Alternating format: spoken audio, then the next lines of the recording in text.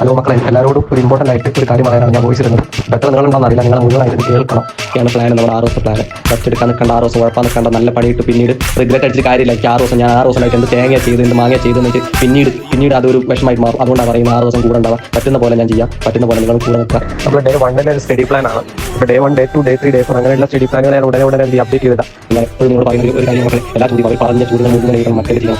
എന്ത് ചെയ്തിട്ട് വേണ്ടെങ്കിലും വേണ്ടില്ല, പരീക്ഷ ആകുമ്പോൾ ആ ചോദ്യത്തിലെ ചോദ്യപേപ്പറിൽ എല്ലാ ചോദ്യങ്ങളും ഉത്തര പേപ്പറിൽ എന്തെങ്കിലും അറിയുന്നുണ്ടെങ്കിൽ അറ്റ്ലീസ്റ്റ് നമ്പർ എന്തെങ്കിലും എഴുതണമെന്ന് അത് മാത്രം നിങ്ങൾ ടോപ്പ് നടക്കാം. എഴുതാൻ പറ്റുമെങ്കിൽ ഓവർ ക്വസ്റ്റ്യൻ അടക്കം എഴുതി പേപ്പർ എടുക്കാൻ പറ്റുമോ പേപ്പറൊക്കെ എടുത്ത്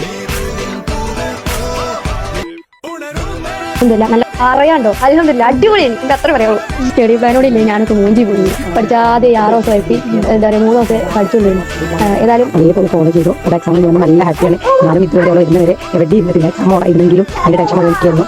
നല്ല ഹാപ്പിയും ഉള്ള കാരണം താങ്ക്സ് പറഞ്ഞാലും മനസ്സിലാവില്ല.